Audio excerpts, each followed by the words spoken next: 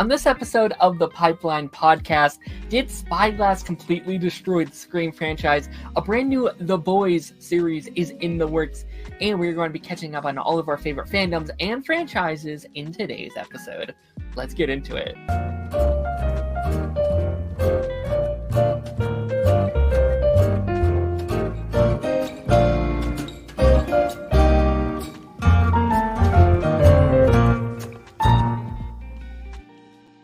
Hello, everybody. Welcome back to the Pipeline Podcast. I'm your host today, Daren Mcclimans, and today we're joined once again by the one, the only, the fabulous, the amazing Connor. Exit over here. Connor, hey, how are you? How's it going? Thanks for having me on. A lot of titles there. Thank you. I know. It's always... I say this every time you come on here, but every time I have you on, I'm just like this giddy schoolgirl who's like, I gotta have a sleepover with my friend. He's coming over. I can't wait. It's always a blast. We always get into it's always great. Such fun conversations. Sometimes when I have guests on, it feels like, oh yeah, they're a special guest. I have my mom. When you're here, it's just like, oh, we're just hanging out and shooting the shit. Just two friends just hanging out. 100%. How have you been? I've been pretty good, yeah. I've not been a lot of new DC shows or Marvel shows that lately, but it's pretty good. Yeah, it's been a kind of a crazy year for just entertainment. It's been kind of a weird one. It's kind of crazy how we're heading to the end of the year. We're exiting it out. Had a chat really quick. Chainsaw Reacts. Chainsaw, how's it going? Oh, hey. See you, buddy. Council last night. So much fun. Again, thank you for having me once again. It was great time. Had to dip a little early, but was a great turnout once again. Honestly, let's just kind of jump in because we do have a couple of news stories today. Actually, I will say Happy Thanksgiving to anyone on kind of my side of the earth. I know you don't celebrate Thanksgiving personally, but I hope everyone had a good holiday. I hope it was it kind of snuck up on us this year. I feel like it was kind of a just kind of came and went. It was like, oh my gosh, now Christmas is here. Okay. Let's jump into some of today's news stories. We have some interesting things to talk about. Alrighty, heading up our first topic today. It's actually a conversation we talked about last episode, but we got kind of some more information about it, or I guess tidbits. And obviously you're a big Cobra Kai fan. And I was really... One of my favorite shows. I was really excited to talk about this with you. I was like, I need to bring it up at least some points in this week's episode. So obviously last week, actually, they announced, obviously we had heard about this Cobra Kai, this upcoming Karate Kid movie. Yeah. Actually, I think last time we were on, we actually talked about how, we knew that Jackie Chan was coming back for it. It was like, okay, this seems to be an exclusively reboot sequel, and we're like, okay, that's fine, as long as it stays away from the Cobra Kai stuff, we're fine. And then it was announced that both Ralph Macchio and Jackie Chan was in the movie, which what was your kind of opinion on that? Because that was for me, that was wait, what the fuck? What does this mean for the world of Cobra Kai? Yeah, no, Kid. Yeah, it was super surprising to me, because I think even the people who make Cobra Kai have said a couple times that they view that the reason why they haven't tried to get Jaden Smith or anything like that back is because they viewed the Jackie Chan film as its own little side continuity, not connected to the main stuff. So now that you've got Jackie Chan and Ralph Macchio in the same film, it's so are they the same continuity, or is this Daniel LaRusso in the Jackie Chan universe? And it's a new version. I mean, they wouldn't do that. Why would they do that? But it's weird. It's I'm really happy they're giving notes on it though, because I feel like that's these are the guys who rebooted the revived the franchise for a whole new audience. I only went back and watched the Karate Kid films for the first time because of the show, because everybody was saying the show was so good. So it's this is the show that has brought a lot of people into the franchise and has brought a lot of people on board for these characters. And I think if you're doing a new film, the first film since, I don't know, next Karate Kid came out in the 90s, the early 90s, or was it the late 80s? I mean the last one was 2010, right? Oh yeah, well the Jackie Chan was 2010, yeah. And then the next Karate Kid was early, wasn't it late 90s, early 2000s? Okay, I thought it was early 90s, never mind then. But I don't know. I was I think to have them giving notes on it is really smart. You're I don't think anybody knows these characters. 94, okay. I don't think people know these characters nearly as well as the people who wrote Cobra Kai do. Mhm. So I think, to bring them in for that is perfect. But like, it's also like, so is this, would we see like Miguel or Johnny in this, or is it Yeah. going to be, completely its own thing that it just draws from the Yeah. Daniel LaRusso stuff, it just draws from the Jackie Chan stuff? I don't Mhm. know. It's cool though. It's really interesting. I'm excited to see what they do. So actually, I don't know if I think they've kind of answered that in a Oh, sense. did they? They've Okay. been calling it, when this was announced, they have called this the Miyagi verse, apparently, Oh, where okay. Cobra Kai is connected and the original films are connected. It's kind of Yeah. one large universe. It seems like the only thing right now we don't know is connected is the late 90s movie. Oh yeah, like Yeah. the Hilary Swank one. Yes. Yeah.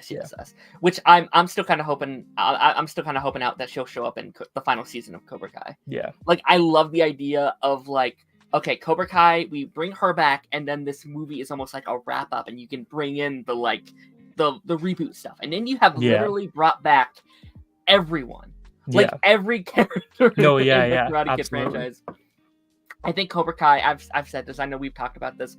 I think it's one of the best franchises that like honors the like legacy of the past, but also creates such a great like legacy for the future. Like, Yeah. I personally like Cobra Kai even more than the Karate Kid movies now. Oh, I do as I well. Yeah, think I I think it's this is a even. little I bit would better. argue it's better. I Yeah. would argue, it's so good and it makes those movies better in my opinion. It does. Like, Yeah, absolutely. yeah, it's so good. It's so crazy. And yeah, I think the crew giving notes on the movie, I think, is such a massive win. I have a hope that they'll get someone from the Cobra Kai show to show up. Yeah. Johnny would be cool. I think Johnny would be cool. I think he would make sense. He's one of the poster childs of the show. But I do think, like, I think Johnny could show up in the movie and they could still say it's not canon. Like, I want like a Cobra Kai exclusive. Like, Miguel, I think, would be the best choice because he is almost that poster child of Cobra Kai. So. Yeah, I think Miguel. But I think if you've got Daniel as well, I think like bringing in one of his children, now that they're such big parts of the show, would make sense. And or Amanda, or Amanda, yeah, definitely. The only sane character in the Miyagi-verse, I guess. I love Amanda so much. But yeah, no, I think Miguel is like easily, especially now that like he's definitely getting a lot more famous, like after Blue Beetle and stuff like that. Like he's branching out, so I think like having him in a movie now makes sense as well. 100%. Do you have any expectations for this movie? Like, do you have any kind of I've got speculations no or theories or whatever? I think doing the big like, anybody can audition to be the next Karate Kid through their website or whatever is a really interesting thing to do.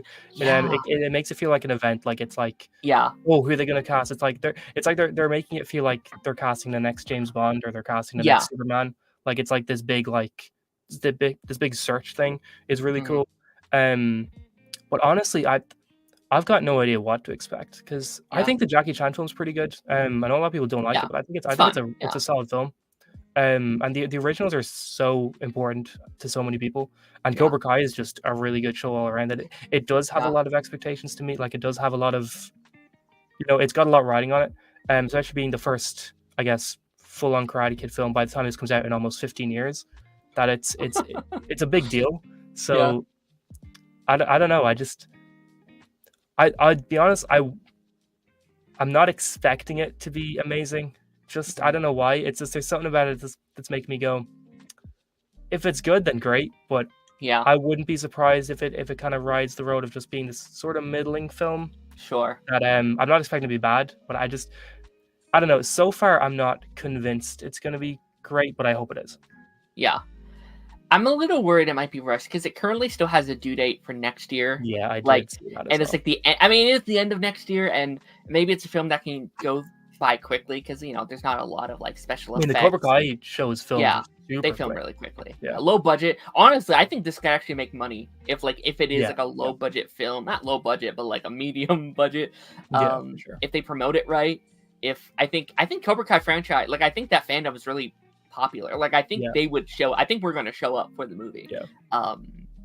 Christmas season, so I could see it doing okay-ish. So I'll be very curious. I'm personally really hyped. I think because again, I was very like we had talked about this. I was very nervous when it was first announced. I was like, what does this mean for Cobra Kai? Are they going to analyze Cobra Kai? Like that was my biggest fear.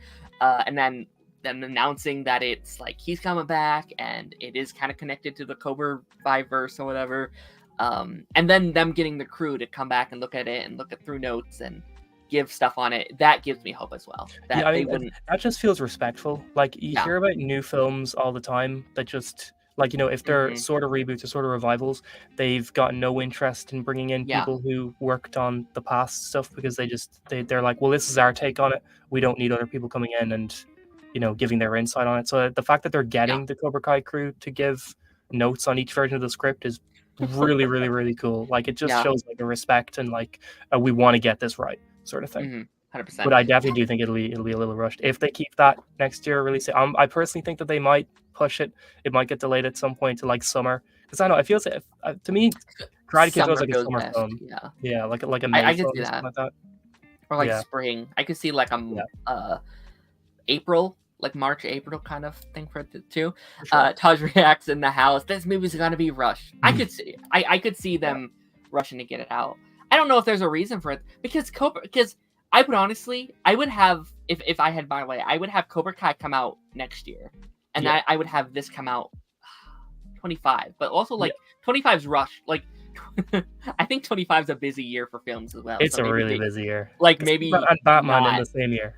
Yeah, like maybe you don't want this to come out the same month as like a Fantastic Four, or like a Batman or a Superman or a Blade or whatever the heck we're getting, the Captain Americas or whatever. So we'll see, because I'm curious how much of a break in between Cobra Kai season 6 and this movies are going to be. Does this come out first? How crazy would it be if this got out first before Cobra Kai? That'd be a bit wild. I hope they don't do that. Yeah, same. Because like, I don't think Cobra Kai season 6 has started filming. I remember they did a table read. I don't think so. The table read was pretty recent, like within the last few months. I think the first table read was, because I remember they did like a big announcement thing of it, they're all in the room again for the table read for the first time. Yeah. So I don't think they've actually started filming anything yet. I think at this point most shows aren't starting filming until after like the Christmas holiday period. I think like most shows are gearing to come back around January. So I think that's probably when Cobra Kai will come back as well. Plus, the writers and stuff they're wrapped up with that new show they did, the one with Nick Zano from Legends. That was that new show that just came out. I think that like they're busy doing like a lot of like PR stuff for that. So I don't know. yeah. I don't know. I'm hoping for like the best here though. I'm hoping that's a good movie. Same. And I don't remember if I mentioned this yet. I am just happy. Like there's part of me that's happy because I was honestly really sad that Cobra Kai was ending. Like there was a sadness in me. Like that's one of my favorite shows. And now it's kind of like, yeah, it's ending, but like the franchise is still kind of going on. It. I assume this new Karate Kid will kind of be the new poster child. And they'll get maybe like a trilogy of movies or something. Yeah. And Cobra Kai, like they like the writers and stuff. I talked about wanting to do like spin-offs and stuff. So maybe we get more Karate Kid type stuff. I mean, I've always thought like a really good way to go with the direction of it is give the franchise a break for like 5 to 10 years, and then you can have it where like Miguel is running his own dojo now or something like that. Like that would be fun. Like way ahead of like after kind of Johnny and Daniel have like retired or whatever. 100%. Yeah. I mean, I've almost said I feel like you could almost do that now. I mean, you could, yeah. I like it. I mean, like they're so old now. You could. Yeah. That is true. DHT is in the chat. How's it going? Or DH1 is in the chat. How's it going? Hope you're doing well today. Let's jump into our next topic. Topic that I don't know how much you have to say about, but I did definitely want to mention it. It's been getting a lot of hate on Twitter. I think it's kind of funny. The third and fourth installment of Disney's Frozen is now being teased as one large story. So a couple months ago, they announced the Frozen 3. Actually, about a year ago. This got a lot of hate. And I think it got a lot of hate because of a lot of the things surrounding it. Like they also had announced like a Toy Story 5, and that was the one that was getting people very angst up. And I think this kind of got swarmed into it. When my take on this was like, a film's allowed to have a trilogy. You can make 3 movies. That's okay to do. And then they announced the Frozen 4 this week, and this really got people mad because it's like 3's not even out. What are you doing, Disney? This is dumb. So what it seems like, and what this reads to me like, is they're doing that like Infinity War Endgame, like Mockingjay Part 1, Part 2 type of thing with Frozen. And I personally think if there was one Disney franchise to do this, it would be Frozen. I think it has that that launch pad that can do this. And this is a thing that Disney's never done before with like their animated franchises. Like this is like this kind of like blew my mind when I heard it. I was like, holy shit, that actually sounds really fun to do like an event kind of movie with your like animated stories, because especially as of recent, their focus has been so much of their live action stuff, and that's the thing that they're putting so much pressure on, and like this is our big stuff. So to like see an event in the like animation side of things is something I'm really excited for.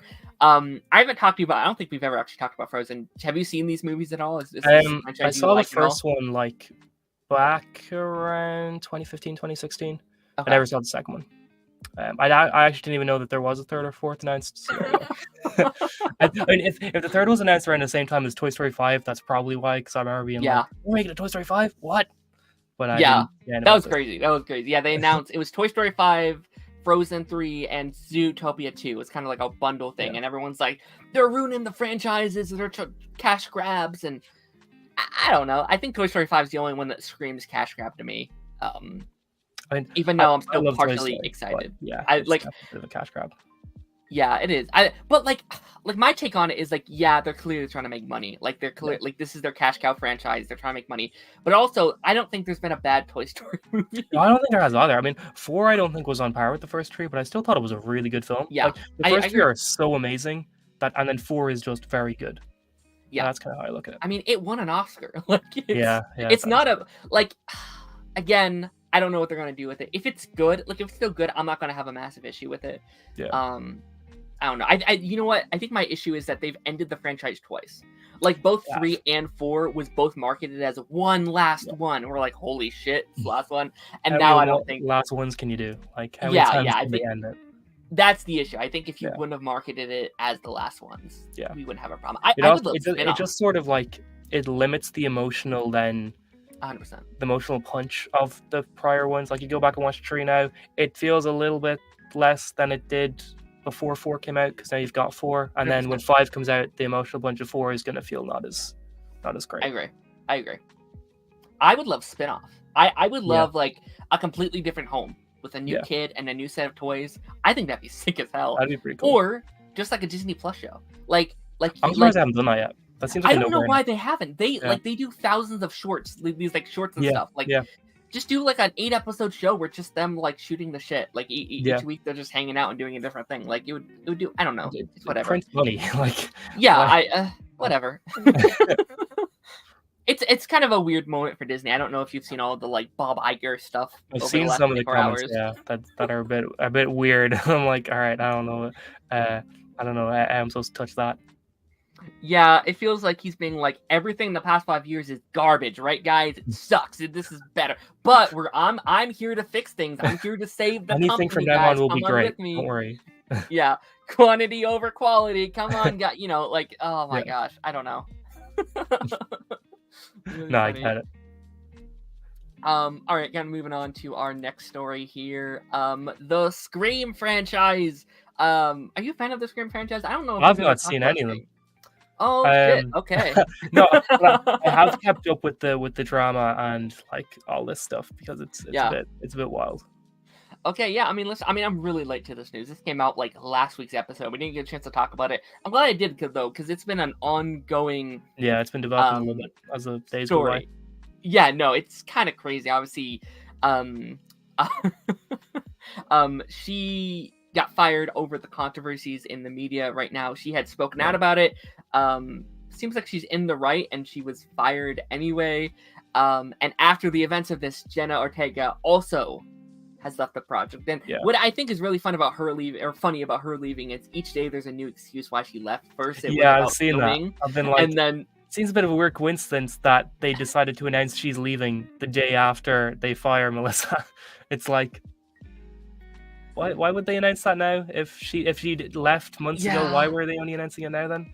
Like, no, I mean, it could have been a bit of everything. Like, it could have been like Jenna does not need this franchise. Yeah. She has Wednesday, she has Beetlejuice, she has, let's be honest, everyone wants her right now. She's like one of the top stars at the moment. She does not need this. So she's like, well, I committed to this. I have in my contract. I'll do it. She probably wanted she probably wanted more money, which is what came out the other day. Is that she wanted more of a paycheck for the movie, but she probably committed. But I think once this happened, she's like, no, I'm done. There's no reason for me to stay on. I'm quitting. So both of these actresses have left, which are they are our new Sydney. They are the face child of this new trilogy. They're both gone. And over the last week, has been a lot of rumors and speculations about what are they going to do now. There's been talks about getting Sydney back, and her whole thing in the past was like, well, she wasn't getting paid enough, so she didn't want to come back for the 6th movie. And it was like, well, they're going to try and get her back. I hope they don't get her back. I hope she's like, no, you didn't pay me before. This stuff sucks. I'm not coming back to this franchise. Yeah. And now the rumor is that they are just going to reboot the whole thing. They're just going to start over from scratch. Which is kind of an interesting concept, I think, because again, I don't know how much you know about this franchise, but the whole thing is kind of based around like parroting of different like film genres and stuff, and like the reboots and the prequels and the requels and all that kind of stuff. So I'm actually shocked they haven't tried to do the reboot thing prior, because it feels like that might be something that would fall into their thing. But I'm at kind of a point where I don't know if I want to watch Scream 7 after all this. Like, this seems so ridiculous to me. I watched a Real Rejects like 4-hour live stream on the whole thing. I did too. That was where I got most of my information about Scream, was from that, because I pretty much did not know like anything at all. I knew bits. I knew like who was in the franchise. I knew like who the villain like is, or the name of the villain or whatever. But it was like through there, I was like, okay, so wait, Scream. So these are the two main characters of the current version of Scream, and now one was fired and one is left. And it's like, and correct me if I'm wrong, but isn't 5, 6, and then 7 supposed to be a story? Yes. Okay, so that's that sounds like if you go ahead and make Scream 7, you're just asking for trouble. Like if you go ahead and make it the way you're planning on making it, you're just like you recast. Yeah. People are going to hate it. You cast somebody new, people are going to hate it. You bring back somebody from one of the other films, people are just going to start targeting that actor or actress, being like, why are you coming in to take over from the two main characters? It's like, it's a lot. 100%.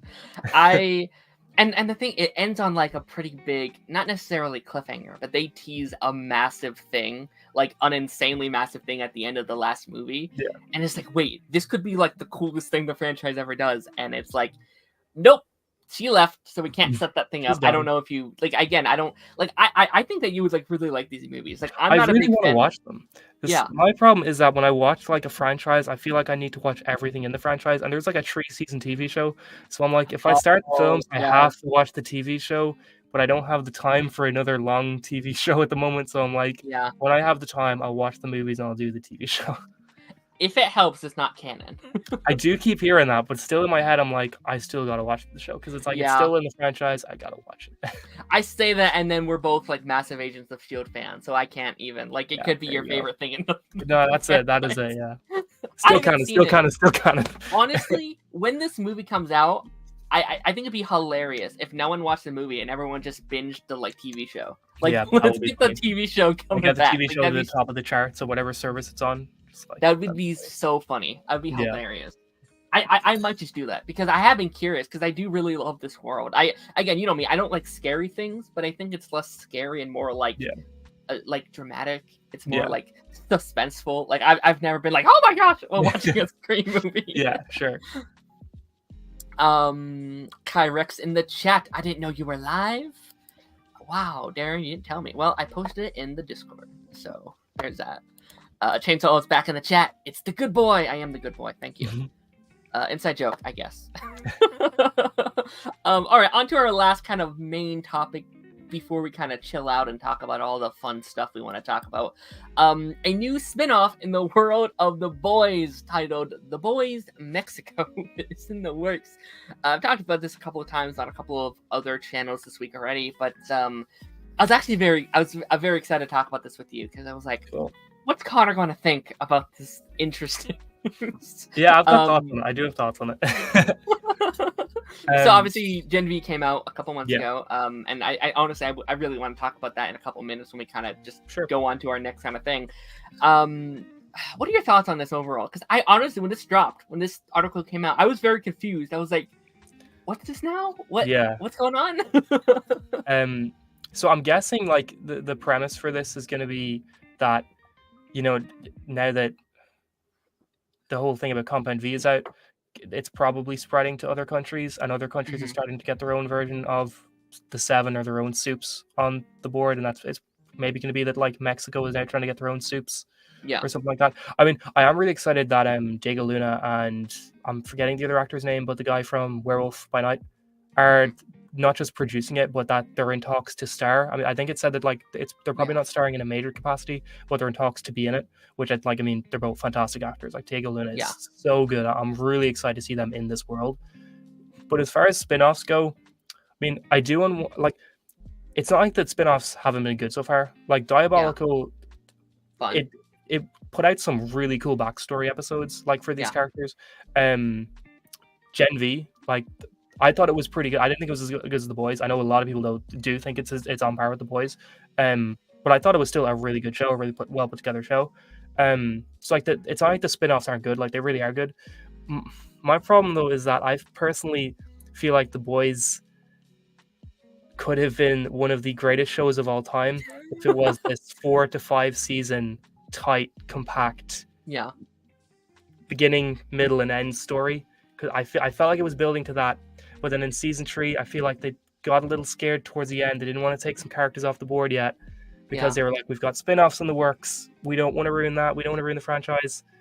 So they started to dial back how crazy they're going to go with the story. And I think without the spin-offs, The Boys would go just to season 4, go just to season 5, and it would have been looked back on as like, this is this fantastic story that clearly was planned out, that clearly has a beginning, middle, and end. And now with the spin-offs, like they're not going to end The Boys, the main show, before they get a couple seasons into Gen V or before they get a couple seasons into Mexico. So I'm like, they're as good. These spin-offs might be good, but for me, I personally would have preferred a top tier The Boys that ran for a couple seasons and had some amazing story rather than the version we're currently getting that has a couple really solid spin-offs, but the main show never really got to complete a story that it felt like it was starting in the beginning. That's just me. I know, like I'm probably in the minority on that. I know I've seen a lot of people really excited if there's another spin-off announced.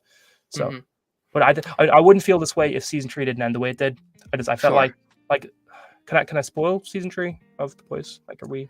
Spoilers, guys. If you have not seen The Boys or Gen V or any franchise, any franchise ever made. Yeah, go ahead. The Boys spoilers though, if you guys have not seen it. I feel like A-Train. Now I haven't read the comics, so maybe like a lot of this stuff would have been different in the comics. But A-Train, Maeve, Soldier Boy, and I guess sort of Homelander, but I know that they would never have killed Homelander this early, even with the original plan. I think Maeve, Soldier Boy, and A-Train all had stories that felt like they got to the end, but all 3 characters, like A-Train's back in a big way. Soldier Boy is being locked up, definitely to be brought up again at some point. And Maeve, yes, she's not powered anymore, but I feel like they're not going to keep her off the show forever. I feel like she's going to come back. I feel like a lot of these stories felt like they could have been wrapped up and could have been finished, and now it's like they're scared to get rid of them because they could use them in spin-offs, they could use them in future seasons. That's just me though.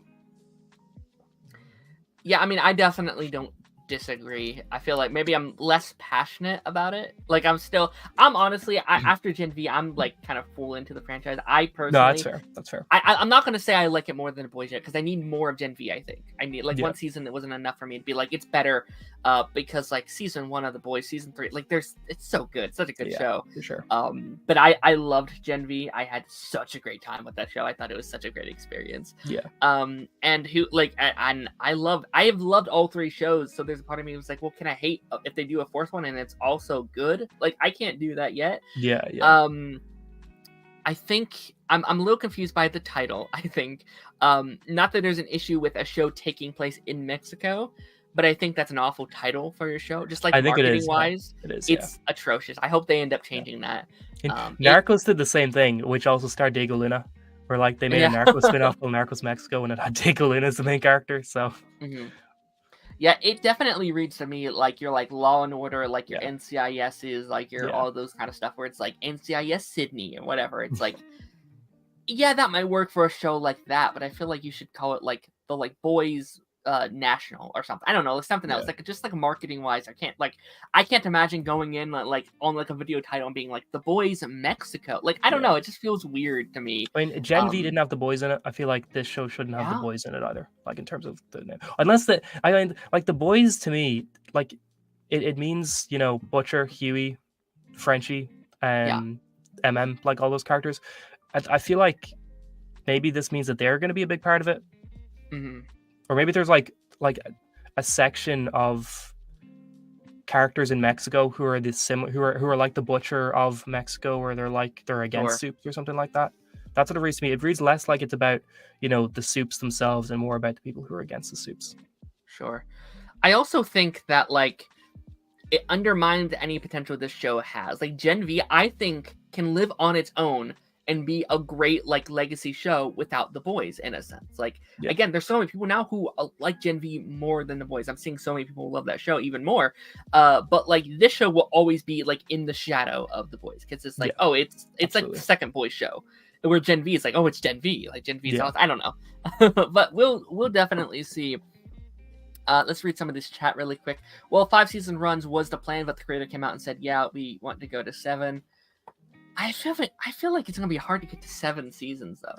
Like that's the thing. I feel like the Homelander story is especially, and whether or not Homelander was the big bad for the entire comic run, I feel like Homelander is the big bad of the show.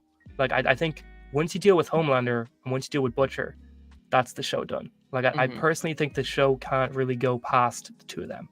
So I don't know how you drag that out for 7 seasons, you know? I don't want Homelander for 3 more seasons. Yeah. I will be done with him. I'm already kind of at the point. Homelander's weird because story-wise, I'm kind of done with Homelander. But at the end of Gen V, I'm just kind of like, oh, man, it's Homelander. Let's when he shows up, he has a presence, you know? Yeah. I can't help it. Anthony Starr is so good. Like, he is so amazing. Cody said, I think The Boys will go to season 5 and lead into this. I would be fine with that. I think that'd be cool. I think that'd be great. If that was the case. We'll see. Yeah. But I mean, if that was the case, I don't think they would have announced this yet. Like they wouldn't have announced this 2 seasons. That's it as well. Yeah. Like this is pretty soon. Because like we're not even getting The Boys season 4 until this time next year probably. And then Gen V will probably be the show like after that, then probably The Boys Mexico. So like it'll probably be like The Boys season 4, Gen V season 2, then this. Yeah. I also would have waited to announce it. Like I would have at least waited until after The Boys season 4 or after Gen V season 2. Like it's so recent after Gen V. It's really recent. It's so much. And again, I'm not complaining. I love this franchise. I'm kind of full in right now. And again, this is coming from 2 people who love the Arrowverse, who love that like shared universe TV thing. Like this might be the closest we ever get again to like the Arrowverse's like 3 or 4 shows on at the same. I mean, they're not airing at the same time, but they're in the same. If it's not DC and Marvel, of course, that's always gonna have like. But you know, whatever. Kai said, well, some people think that it would just be the Mexico version of The Boys, but I don't think it will. I think it'll just take in Mexico. When I first saw the article that came out, I was like, wait, are they just dubbing over the original show for like? That's what I thought. Like, I don't know if you've seen like those YouTube channels, it's like Smosh in Spanish, right? Where it's just like that's kind of what I thought it was at first. I was like, no, that doesn't make sense. Cody said he's the main villain in the comics. Yes, he is, cool. But I don't know. I don't know if there's that. I feel like when you're adapting it to live action, like I couldn't have watched 7 seasons of Thawne being the main villain of the Flash. Absolutely. Like, I mean, you had 2 seasons of Speedsters, and like during season 2 with Zoom, people were already like, okay, we need a different, like, we need a non-Speedster villain next season, and that was only 2 seasons. Yeah. So it's like, yeah, or like he's around and you have a different like he can be like make him more of a character and less of the main focus every single season. I don't know. It's weird. But like, let's be real. If he is the main character of the next couple seasons, I'll probably still enjoy it because he is so same. good. It's like, still a I'm good probably, show. Like, yeah, 100%. And yeah, that's kind of all the main focused concepts I have for this episode. Do you have any final thoughts on this? Like, obviously, we can go back to the boys' universe, of course, but I just think like I'm sure it's going to be a good show. Like the people behind these shows, they know what they're doing. Like Eric Kripke, he's a great writer. He knows how to write good stuff. And everybody else who's involved in these shows, they know what they're doing. There's not been a bad episode of Gen V. There's not been a bad episode of The Boys. Like this is really good television. It is prestige television. So I'm sure The Boys Mexico is going to be the same thing, where it's going to be high quality, it's going to be high budget, it's going to be well acted, it's going to be well written. No matter what like form it takes, no matter what it is. I agree. It probably shouldn't have been announced this early. They probably should have been a little bit more clear on what it is, because I think a lot of people are a little bit confused on what it is. Like if they just been like, there's a new spin-off of The Boys set in Mexico coming, there wouldn't be as many questions as saying, oh, there's a new show called The Boys Mexico. So I guess we'll see. But I mean, just going back to the Boys conversation for a sec. I'm definitely in agreement that Homelander, like, you can't tease Homelander going crazy or like losing it too many times. And I feel like they're reaching the limit where they've teased him going crazy and like destroying a city. They've teased it too many times at this point that it needs to happen within like the next season, or the threat of the character is kind of going to be diminished, in my opinion. Yeah, I agree. Kyrex said, well, that's how I thought season 3 was going to end. I thought Homelander was going to die and then Soldier Boy was going to trick the boys and team up with them. I would have been, again, I don't know the comics of Homelander. Sorry, Soldier Boy. I would have been fine if like Soldier Boy was our next kind of like threat, like big threat. I thought they might have been building to that as well. Yeah. Yeah. I mean, Jensen Ackles is good enough for it. He'd like, he'd carry it. 100%. Let's kind of move on. I just kind of, I thought it'd be fun. And again, when I forgot that this week existed. Like, I thought last week was like the last week of the month. I was like, all right, I have plans all through next month. And then I was like, oh wait, there's a whole nother week. I have nothing scheduled. So I was like, you know what, let's bring you on and let's just talk about whatever we want. It's been, we haven't had you on since August, I think. Yeah, I think so. I had you on mine last month, and then yes, of course. Before that, it was August. And there's been a lot that has come out, a lot of trailers, a lot of movies, a lot of things come out. I want to get through some of the ones that like I definitely want to get to. And let's talk about Superman Legacy, because I was trying to think back. I was like, have we ever talked about Superman Legacy on one of our streams? Like we talked, because we did our first one at the beginning of the year, kind of pitching all of our DC projects, and we both had Superman. Clearly, like that was a one. We didn't talk about any of the casting or when it was announced or anything. Obviously, I think we've talked about it off screen and stuff like that. But like, how are you feeling with Superman Legacy right now? Because a lot of casting has been happening. We're getting a lot of information about the upcoming movie. How are you kind of vibing with the direction that we're kind of going right now? I'm still in the camp where I'm so excited to be able to see a Superman film on the big screen. Like, Man of Steel was my first Superman film, like, to be able to see in cinema. And I'm so excited to see Superman Legacy on the big screen. Like, I think no matter what, I'm going to like it more than I think like a general audience would, because it's just going to be like an experience of seeing Superman on like a giant screen. For me, it's going to be like nothing else. But I'm still kind of a little bit cautious about it, where I'm not convinced about a few things. Like the whole DCU situation, where some people are recast and some people aren't, is still kind of on me a little bit, where I'm like, oh, hey, Drew, what's up? Like, I'm still feeling like if you're doing a new DCU, don't confuse the general audience who need to be in DC side straight away, and like bringing in people who have already played other, like bringing in like Peacemaker again or Amanda Waller again, even though they were amazing castings the first time around. You're just setting yourself up to confuse the general audience a little bit by having them be like, wait, so how is this connected to the other stuff? Like, oh, is this connected to those movies I don't like? Do I need to watch the Flash movie before I watch this? And it's like, you don't. But I can see people getting confused straight away, being like, do they need to watch that? So I'm interested to see how they're going to approach it. I think the casting so far has been fantastic. Like I genuinely Yeah, don't think you could have cast a better Clark or Lois if you tried. I think that they they're look both of them. amazing. They have the looks for the characters. Like they look like very traditional, like 1950s comics versions of the characters. And Mhm. like Seijo. It does look very good. Yeah. But I do think that like they look like traditional comic book versions of the characters, which I don't know if we've exactly yet gotten that on Hmm. screen, like versions that just look like they've stepped out of the pages. Like I don't think we've had really bad castings for the characters, but at all. But I think that these are the first versions that make me go, oh, they look like they're from the comics. Like they look like they Sure. just stepped out of the pages. I think Nicholas Hoult as Lex Luthor is going to be really interesting Yeah. because I think the idea of like of it being meta almost that he lost out to Superman in real life. So Yeah. now he's gone crazy and he's the villain. Like that's such a Lex Luthor motivation is he's so annoyed that somebody else gets to have the powers of Superman, so he's gonna go up against them. Like that's just Lex Luthor in the comics where he's like, oh, Yeah. why does he get to have powers and I don't? Sort of thing. And it feels great. He needs to channel that energy and he needs to bring some of that into the role because it'll work so well if he does. The casting for Jimmy is great as well. Perfect. I'm a little bit cautious about the bringing in some members of the Authority and some members of the Mhm. the Yeah, we Justice talked League about already. this once before, I think. Yeah, I think we've had kind of different. I mean, I think it's surprising. it is surprising. Yeah, I think this is going to be it's going to be a very classical Superman movie. I also think it's going to be a very different Superman movie than we've Yeah. ever seen before.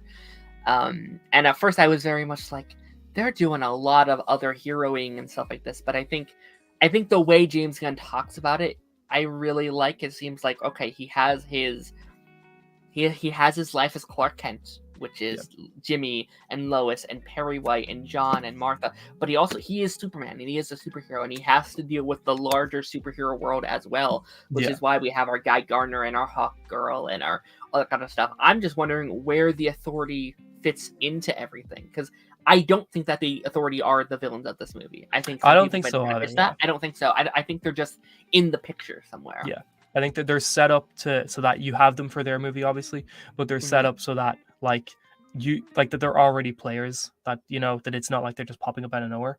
Sure. Which that makes a lot of sense to me. I'm okay with that aspect.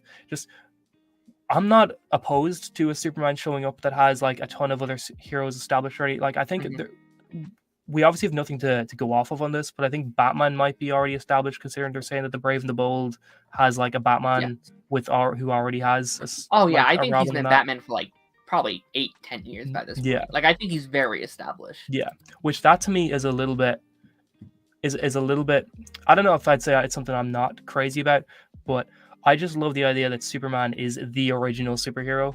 That like that's fair. He shows up and everybody who's ever wanted to do good is inspired by him. And like you've got people who become superheroes because of him. You've got like all of these vigilantes who start rising up because they're like, if he can do it, why can't I? I love the idea that Superman is that beacon, that when he shows up and it's just this like beacon to everybody else who's like, okay, now's our time. So him showing up when there's already like a ton of established heroes and there's already a Batman and there's already a Green Lantern and like, I mean, obviously there's Green Lanterns already, but there's already a human Green Lantern sort of thing. Sure. There's already the Hawks are already here. Like, I think it's interesting, and I'm interested to see where they go with it. But for me, I always love that traditional original idea. And I think a really good way to separate the DCU from the MCU would be go traditional, really dig into like golden age DC comics with this and have it set up like because these are the original superheroes. In the Superman Legacy marketing, they really got to play up the fact that every other superhero, everything Marvel's done in some way or another stems from Superman's creation. Like they got to play up the fact that Superman is that guy. Like sure, he might not be the most popular hero, but he's the original. So like do that. And I think that having him be the very first hero in universe as well would be a good way to do that. But I'm not opposed to it. Like we haven't seen it yet, obviously. So we'll see what they do. It could be interesting.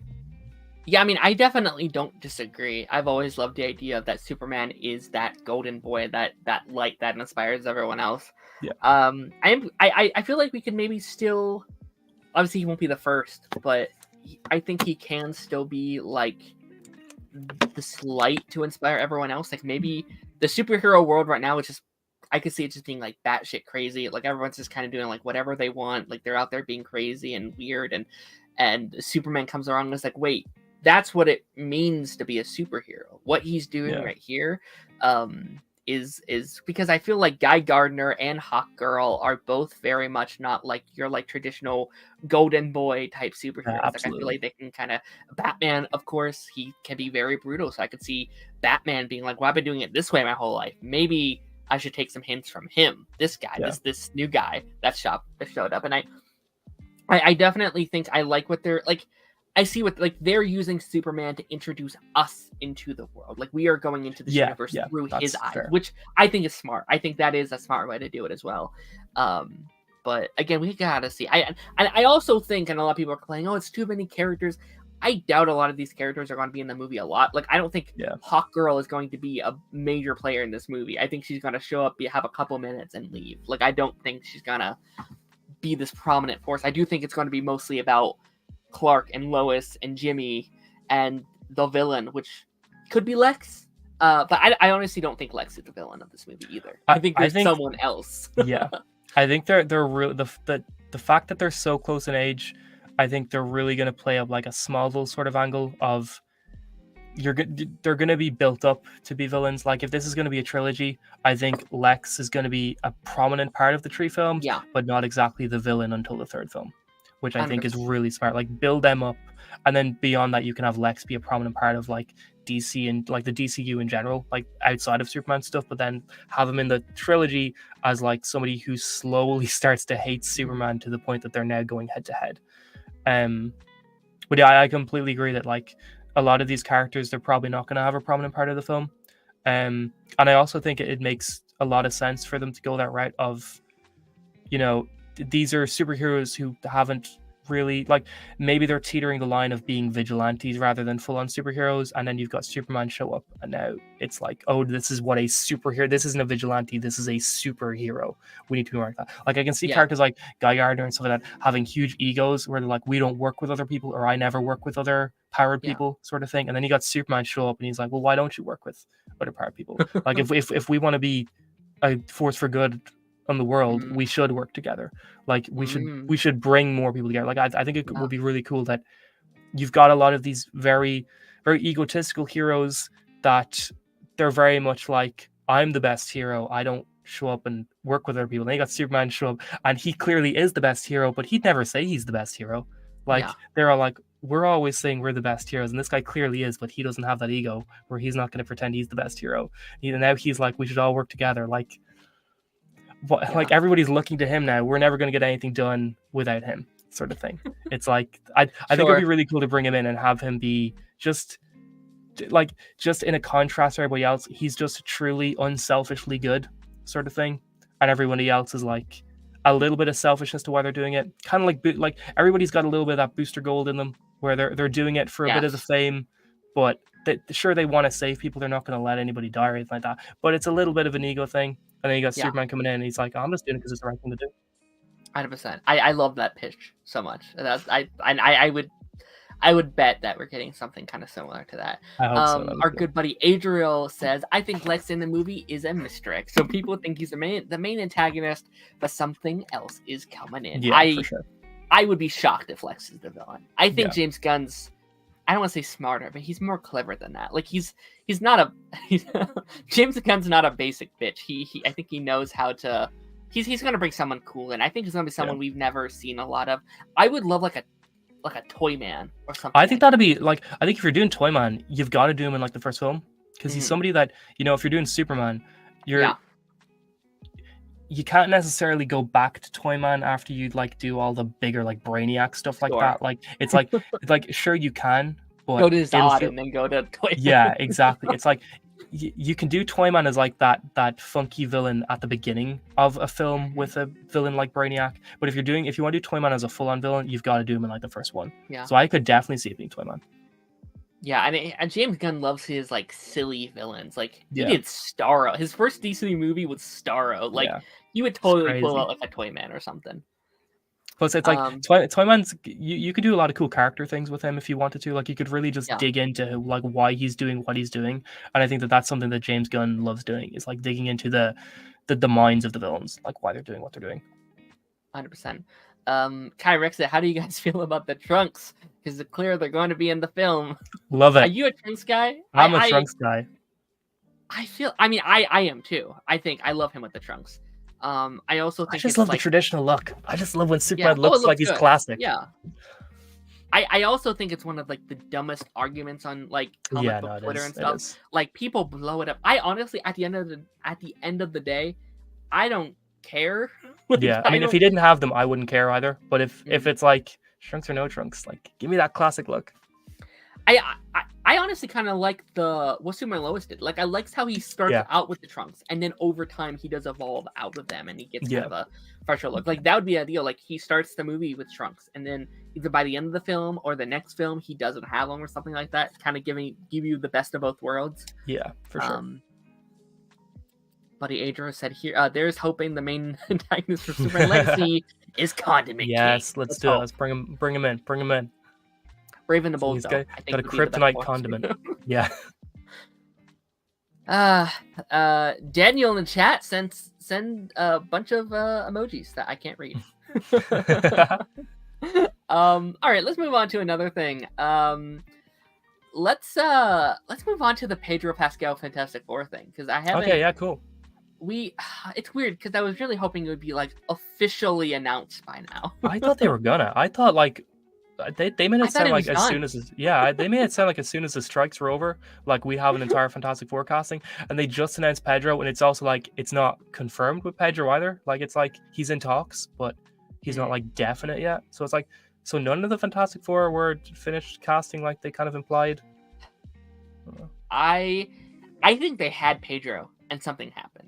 Yeah, because it seemed like they had their Fantastic Four. Yeah, and then I'm kind of worried, and I've said this on stream so many times. We've talked about Fantastic Four casting on the show like every other week. It feels. You could cast Danny DeVito as Mr. Fantastic. Just cast someone, anyone, literally any of the fan castings we've had over the past year. Choose one of them, and I'm happy. It's so genuinely. I'm so sick. Like by the time, and it's now set for 2025. I'm kind of done with Fantastic Four already, man. Like I kind of just want to either see it now or just because I think I'm losing excitement for that movie every single day. Like I kind of don't care right now. I feel similar to Fantastic Four as how I feel about Superman Legacy, where it's like they really need to play up that these are Marvel's OGs sort of thing. Like that these like they always call them Marvel's first family.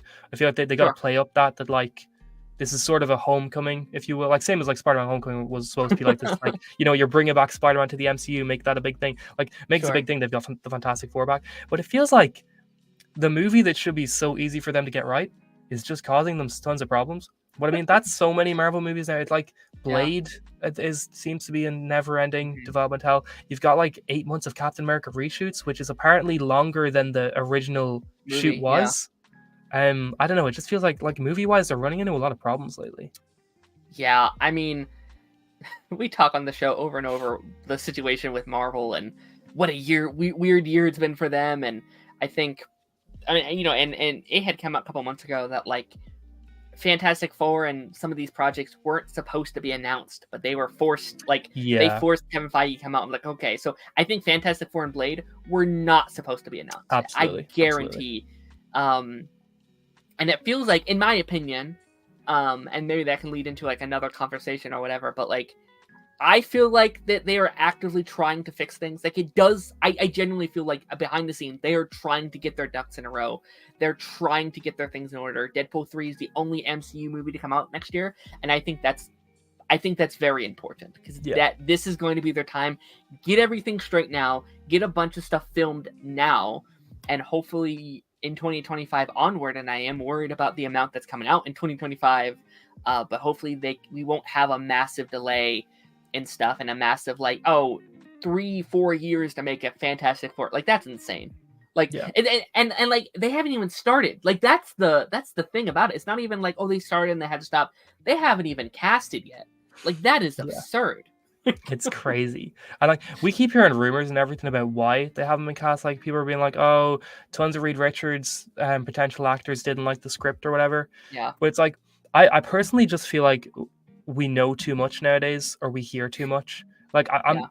I for sure think early Marvel also dealt with a lot of these problems where, like, you know, they went through a lot of castings, or people didn't like scripts or whatever. It just feels like, I think nowadays we hear too much. Like, rumors and leaks are just so much more predominant now that it feels like Marvel's sky is falling in, because we're hearing about it so much more than we would have 10 years ago, when leaks weren't really as big a thing.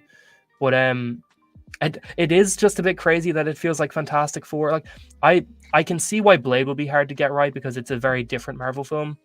I can see why Captain America 4 is hard to get right, because, you know, they want to make sure it's Sam Wilson's film and that they're not just banking on the name or whatever. I like the Kang situation, that's kind of out of their control with the whole Jonathan Majors drama. But this, there's no reason why they shouldn't be getting this right. Like, I don't know. It feels like it should be so easy to just get a Fantastic Four film off the ground, but I don't know. Yeah, I think Fantastic Four is going to be a. I also think it doesn't help that I think Fantastic Four needs to set up Kang Dynasty, and I think Kang Dynasty is changing every day. Like, I think what those Avengers movies are constantly changing. I don't think they even know what it is right now, because obviously, I mean, we can kind of go into the Kang thing if you want, like the ongoing kind of Kang conversation. Obviously, the like Jonathan Major controversy currently going on. He's currently in court, actually, like either yesterday or like it's going on like I right saw some now. article about that. And I mean, what's your kind of opinion on kind of all the theories and speculation about what they're doing with Kang? Obviously, Loki had come out recently. Yeah. I loved him in that shot; that he was amazing. But there's been a lot of talks about like maybe they'll do Doctor Doom instead. Maybe they're not going to do Kang Dynasty anymore. They'll change it to like Secret Wars Part 1 and Part 2 type thing. What are your kind of opinions on just like this entire situation? I mean, I think no matter what way Marvel tries to go about it, it's going to feel like they're trying to course correct, or they're going to try and like fix things. Like, I think no matter what, whichever way Secret Wars, Kang Dynasty, if they ever get made, whatever way they're going to come out, it's always going to look like this. These are two films that had their scripts changed constantly during production. Like, I think at this point it might be a little, unless they decide to go a completely different story direction, I think it's always going to look like these are messy films. I mean, look, we don't know what they're going to look like. It might not be like that, but it's my opinion on hearing behind the scenes drama and stuff like this. Every time we hear things about these films, that when they eventually come out, they're never great. You can always tell they were messy, or they were rewritten 101 times, and it's always just super noticeable. Now, I personally think that like the way they handled Kang in Loki season 2 was amazing, and I think that if they wanted to leave Kang's story there, they could. Now, the whole Ant-Man tree situation, it seemed like it set up something that Loki never planned on setting up. It felt like the way that exactly. It felt like the way that Ant-Man tree went about doing Kang and like doing the council and all that sort of stuff. It felt like that was completely the opposite of the way Loki was trying to set up the characters. It felt like Loki was going much more of a like methodical. Every single Kang is super smart and is like has their own way of doing things, and like these Kangs, they're always trying to one up each other, and they're always going to be really smart at stopping each other. And then it's like in Ant-Man 3, it's like, oh, you've got a million of them in this little dome area here, screaming about how great this is. But then in Loki's defense, they technically wrapped that up as well. Like, if Marvel never wanted to revisit the way that Ant-Man 3 handled Kang, they never have to, because Loki kind of did deal with it. So I think that if they wanted to never deal with Kang again, Loki season 2 did give them a good stopping point. The only problem is that you've still got a ton of people in the general audience who watch the movies and don't watch the TV shows, and they're going to be like, I thought Kang was this big deal, and now where is he? What happened to him? Where did he go after Ant-Man? But I mean, at the same time, I think like they could have done so much cool stuff. Like, if they still went with him being the villain, I don't doubt that they had 101 really cool plans. I completely think that by the end of the day, if they had their original plan and they were able to do it with no drama, no controversy, were able to get every movie out the way they originally planned, that Kang would have been potentially the most developed villain we've ever seen in any comic book property. Like, there would have been these personal stakes between him and every single hero. Like, I'm sure they would have started having him pop up in every other MCU film. Like, Mm-hmm. you already have a reason why Scott Lang wants to go up against Kang. You've already got a reason why Loki wants to go up against Kang. I'm sure they would have started doing that for every single hero. Where it's like, by the time these films come out, every single hero in the Marvel universe has a reason why they want to stop Kang. Like, it's not just Thanos' he's gonna kill half humanity. Like, sure, that's a good enough reason enough to try and stop him, but only a few characters had personal stakes to go up against them. Whereas, like, if they went the way they were originally going to go, you would have had every single Marvel hero would have had a personal reason to go up against Kang. I think that would have been really cool to see play out. What's really funny about Thanos, I don't mean to go off track, but I feel like half the characters that had personal stakes didn't even fight. Like Drax and like yeah, the Drax thing, that was a bit disappointing. Gamora and like half the people weren't even like, I mean, and you grew that in the movie. Like Thor obviously had a personal thing. He killed his brother. Obviously, Tony grew one throughout the movie, which was such a great, like, I get actually kind of crazy how quickly they did that. Like how crazy they made that. But yeah, I'm going to read through some comments here really quick, see what people in the chat are saying. Daniel in the chat, great to see you, buddy. Hello, Daren. Starting early, haven't even had my coffee yet. Yeah. What time zones? Time zones are a bitch. What time is it for you, Daren? Me? It's 12 now, but like we started at like 11. So okay. Kai said, hey, Pedro is a busy guy. He has Star Wars, he has The Last of Us, and he has a movie coming out recently. And on the top of that, he might have Fantastic Four. He's been booked. Yeah, he's been booked and busy for like a while now. Like I get him being like, being such a big part of the MCU going forward. I don't know if I want that. Yeah, I mean, in Devil's Advocate, slight spoilers for Last of Us. He might only have one more season, right? That's fair as well. I didn't think about that.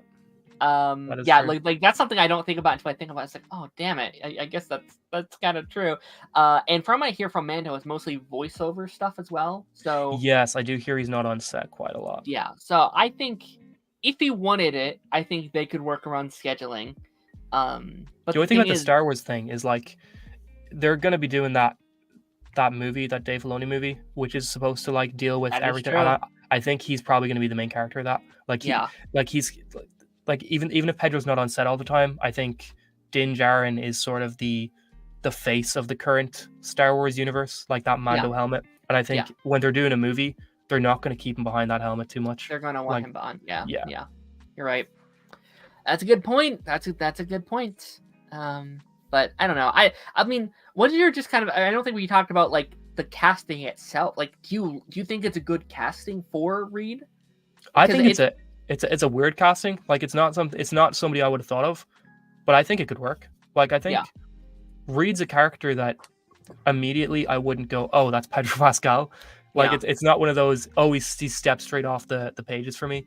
But I think like Pedro's shown he can play some very different characters. Amazing actor. Yeah, like Joel is so different to like Oberyn in Game of Thrones. You know, there's like no crossover. Him and Narcos is completely different to him and anything else, sort of thing. Where it's like him and Kingsman as well. Is this like it's just he's shown he can play so many different kinds of characters that I think he's going to be a great read. If they decide to go, if they confirm it and go with him, he's going to be a great read. But I've seen a lot of people not too on board with it. I mean, I'm not a Fantastic Four expert. Like, I've seen very little Fantastic Four stuff. I haven't read the comics.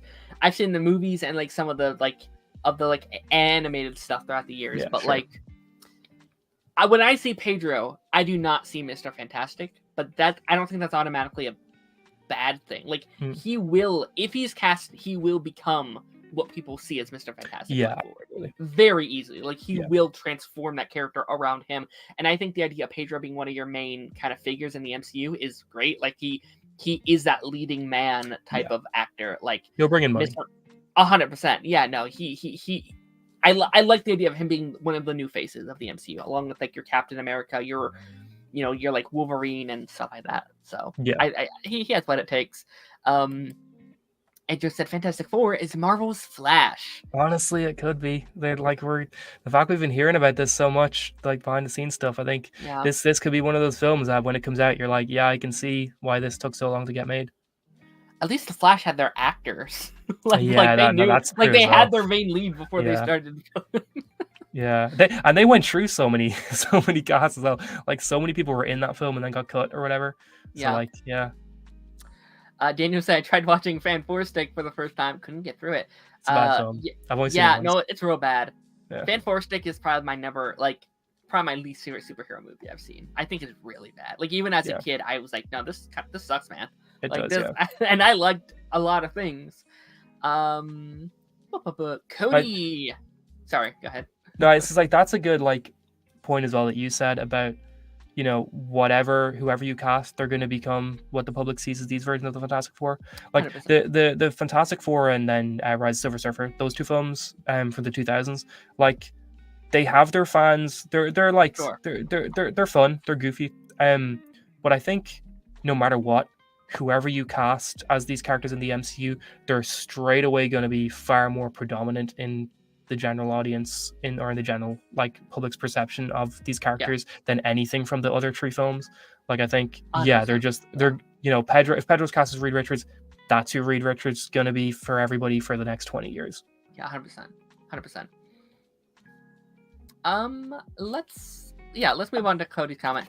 The pandemic really effed things over. Honestly, the top on the top of Cap 4 originally having a very troubling title and certain characters is going to be a huge back. Yeah, I've heard there's a lot of like political drama, like a lot of like controversies around the film at the moment. The thing with Cap 4 is it was already like the certain character was already kind of a little bit troubling, and then the whole situation over the last like 2 months happened in that area of the world, and now it's 10 times more problematic.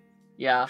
So maybe that's why they're reshooting. It could be like it seems like just remove the character from the film. Like completely. They've said it's because of like the action scenes weren't good enough, and I was like, 8 months for care? That. Yeah, no, that's it as well. Like, would they care at this point? I feel like they would just I don't know. But I also think a big part of it, I think they really just wanted one MCU movie this year. I really think. Yeah.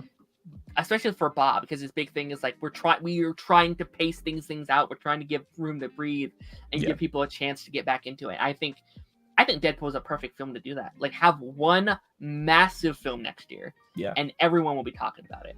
Especially since Deadpool's like more like Fox related than it's going to be main MCU related. So, and that's like 7 months away. So we're gonna have a good gap between any like MCU stuff going forward. So I think, I think that's a good idea. And I think people who love the MCU and are like, oh, there's only one. Like, I think people forget there's also shows coming out. Like, there are still 3, if you count X-Men, 4 MCU Marvel things coming out next year. Yeah. So I think we'll be fine. I think we'll be fine. Now, DC, on the other hand, going to be a rough year for DC. It's going to be a rough one. Penguin, Harley Quinn, and Superman Lois Season 4. Is that it? And Sandman Season 2 probably as well. Yeah, I mean... I feel like and Joker. Generous. We have Joker 2, we have Penguin, Creature Commandos technically. Oh yeah, Creature Commandos next year as well. Yeah. But I don't think it's all very weird projects. Like it's all like it is villains. Like it's all like there's not a single superhero project. And Kite Man, I think Kite Man's next year. I don't know if Harley Quinn is next year, but it's a weird year for DC. Which again, I think is also probably for the best. Like give them that year break from DC superheroes and then come back in 2025 and take over, hopefully, if it's not too much. Yeah, I mean, coming back, like, if their proper big screen return is both a Superman and a Batman film in the same year, that's a pretty good return. That's a pretty good return. I think it's going to be hard to stop them. Yeah, I hope they both still make their titles. I think Superman will make that debut at least. Batman, James Gunn seems certain. Less concerned. We'll see. We'll see. I mean, it shouldn't take too long to film that movie, I guess. We'll see. Yeah. I guess I feel like I'm more concerned about the MCU than the DCU that year, honestly. Yeah, I'm the same. I mean, it's like 5 current movies lined up for that year or something like that, and then there's like 4 or so shows. It's like that's a lot, y'all. That's a lot of projects. The thing is, well, it's like nowadays with Marvel movies, Marvel are having more trouble with their movie. Like, there's more Marvel movies that are going through some development troubles than there are ones that are fine. Like, it feels like we're not hearing about Marvel films just being fine from writing to filming to getting, like, put on the screen. Nowadays, it feels like every Marvel film is having some script problems, some reshoot problems, some casting problems or something. It's like it's a problem. Yeah. Daniel said, I just hope Brave and the Bold is a comic booky Batman. I want to see the big coin and a Riddler with a question mark. No, I mean I'm with you. I think they should do that. I think there needs to be I want in the middle. I want like Batman the Animated Series level of like that. Like I think that's the tone you beat, where it's like it's not goofy. It's not a goofy Batman movie, but you fall into the world of the comic book, the silliness of like there's just a giant clay face thing that can morph into a hammer, and you're gonna deal with it because that's what this world is. And that's what I want the whole DC universe to be like. Lean into the like silliness of it, but also this like Batman animated series gets so serious. Like it's such a serious show. So I think that's the perfect kind of like line I want them to walk. I think the DCU needs to be unafraid to go serious when it needs to, goofy when it needs to, but never have it so that like one of them undercuts the other or one of them undermines the other. Like let serious scenes breathe without feeling the need for there to be jokes sometimes, but then you can like do your jokes when it works, do your serious scenes when it works. Just like I think if you can master that balance, there's going to be no stopping them. I mean, just look at their lineup. Like Booster Gold and Swamp Thing are going to be so drastically different, and I'm so excited for it. Like I think it's going to be perfect. I think even like Superman Legacy and then Supergirl Woman of Tomorrow are going to be so different. So different. Yeah, it's going to be crazy cool to see. I'm so excited. And I'm hyped this starts next year. Technically, I'm hyped that Creature Commandos starts next year. We get to talk about it a little bit.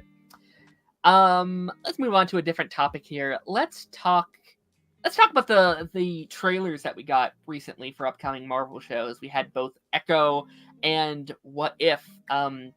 Next 2 months big for like Marvel TV. Honestly, next couple of months are gonna be almost nonstop Marvel TV with Echo and What If and X-Men. It's kind of crazy. What were your thoughts on like these two trailers? Honestly, I thought both had great trailers.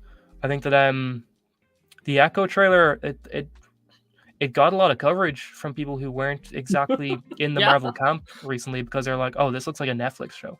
Like this doesn't look like what Disney Plus has been putting out for Marvel. This looks like something we would have seen 5 years ago with Daredevil, Luke Cage, Jessica Jones, Iron Fist, Punisher, all those shows. And I think that that's exactly what they should have been doing. Plus, it's like it's Marvel Spotlight. Is that what they're calling these new sections of shows? Yeah. So that's going to be interesting. That's really hype. Yeah, where they're like, we're going to focus on characters over, wider MCU connections, which I think is really good as well. But I think Echo looks great. I'm cautiously optimistic because obviously as well with this we heard a lot of those like behind the scenes things of, oh, Marvel aren't happy with it. That's why they're dropping it all at once. And like we've been fooled by trailers in the past. A lot of Marvel projects have had great trailers and then they've come out and I've been not too happy with them. Secret Invasion was one for me where I thought it had I mean, even if it wasn't an amazing trailer, I thought it looked really solid from the trailers. And I'll be honest, I am still kind of nervous because apparently I think they went from like 8 episodes to 5. Did hear that as well, And they said like I had heard that they weren't done with the show. Like Kevin Feige was like, "All right, it's time to be done with the show." It's like, well, that's not how you should make TV. That's crazy. Like that's the worst part of the that's the worst part of the MCU for me. Is like this has to be done for this to come out, for this to come out, for this to come out. It's like no, you should just let that be. Whatever. No, exactly. I couldn't agree more. Though, like, I think it looks great. I'm optimistic about it, but when you hear that stuff behind the scenes, when like we know that now they're changing their approach to TV shows, but I don't think that's going to come into effect until like Daredevil comes out. So I think like Echo unfortunately might be in that camp of it still feels like it's paced like the prior shows where it's less of a TV show, more of a long movie or more of a weird paced movie. Hopefully it's wrong though. I mean, Loki proved that. Like Loki season 2 just came out, and that was, in my opinion, the best season of Disney Plus television. It's on Loki season 2 was on par with like Andor for me, where I was just absolutely blown away by how good it was. But yeah, I'm optimistic about it. What If? I think it's pretty. I think the trailer again was pretty cool. I think that some of the stories are pretty cool. I think this. I've looked at the list of the episodes that they're doing. I think some of them sound really cool. Some of the other ones, I'm like. They could have done something more interesting here. They're like they could be doing. I'm surprised they're not drawing more from recent Marvel films. Like there's one about the 10 Rings that seems like it's the only one that actually is going to draw from recent Marvel stuff. Like it seems like outside of Shang-Chi, there's not really a whole lot of the recent Marvel projects that are going to be showcased in What If Season 2. So we'll see. I think there's a couple because they had said they're doing a lot with Phase 4 stuff. I heard that, but then I also heard that they wrote Season 1 and 2 pretty much together. Yeah, we'll see. Maybe they're just talking about like I think Miss Marvel is somewhere as well, so hopefully. Yeah. She'll be here. I don't know. We'll have to see. I heard she was in the Zombies show when the Marvel Zombie show's coming out. She's like the main character of that show, which I'll be honest, that made me 10 times more excited. That's gonna be interesting. It ever was. Yeah, like that's I love that. Like that makes me so excited. Yeah. I will say, and I've been saying this for a couple weeks here on the channel, and I'll be curious what you think. I think Loki is in What If. I think the end of Loki ties into What If Season 2 because I'd like to see that. Yeah, because there's no reason What If shouldn't have come out like a year ago. Yeah. Like I think they've been putting it off for a reason, and it's no coincidence to me they waited to What If they waited for Loki to end to even put out a trailer for What If. So I mean that actually does make sense. That makes a lot of sense. There's a shot where it's like someone's going up and it's like a bunch of green is shining through. It's like, is she going to go see Loki? Oh my gosh, what's So that's been my kind of ongoing theory, and if it comes through, I'm gonna be really happy. No, that's actually a really great shout because the first like teaser pictures from it from like 2 years ago from the season, and then we never heard anything else. Yeah, and like when those teaser pictures came out, they seemed to imply the show was done. So that's it. Damn, okay. It's been done for a minute. That's the only. If not, I don't know why it didn't come out like last year or something. Like maybe it was just too much last year. Maybe that's why. Because they made too much content. There's so many. I'm actually very worried about shows because there are so many shows that are just done. Ironheart is done, and it's not coming out till. I'm worried about that. Yeah, I'm really worried about that. I think Ironheart comes out next year. I think they just have like 5 shows come out next year and then like 1 movie. I there's no reason why it shouldn't, unless they're waiting for something else. That's the only reason that it wouldn't. I'm trying to think if there's anything that would, because it feels very standalone, but maybe we're wrong. Like I've heard people say like, oh, like Ironheart is like a setup for like the Young Avengers or something. So we'll see. I just think like it's like if these shows were done, I mean, like they could be saving them for gaps in the release date or whatever, or the gaps in their yearly releases. But then you think about how, if that was the case, why not announce it for being like summer 2024? Now that we know Deadpool 3 is kind of the only thing really coming out around then. The fact that they're still not announcing it is like, either they're worried about the quality of it and they're trying to fix it desperately, or it's waiting on something else. Yeah. Kai said Spider-Man freshman year is also dropping in 2020. I've heard people say that, but I have not seen that anywhere. I have not seen a release date for. I would assume, but like also we heard that there was some like it was like pushed back a lot. I'm so excited for that show. I want that show to come out. I think love it's gonna be it. interesting. It's not even MCU canon, which I think is a lot of fun. Like it's just a new Spider-Man show off on its own, and I think that could be a lot of fun. I'm fine with it. I think I would put another show next year if it's Ironheart, if it's Spider-Man, because there's, again, especially one that's canon. Like I would do Ironheart next year because again we start the year with Echo, which I think is a fun way to start the year. Then we have Agatha, which is the fall, which I think is a good time for that. And then there's the like X-Men show, which are you excited for that at all? Are you excited for I finished my watch of the original because I've started the original so many times. I'm like I enjoy it every time I start it, and then I'm like I'm gonna finish it, and then I never do. I don't think I've even mentioned it to you. I've been watching it like weekly. I've been doing like 3 episodes a week for the last couple weeks to get caught up.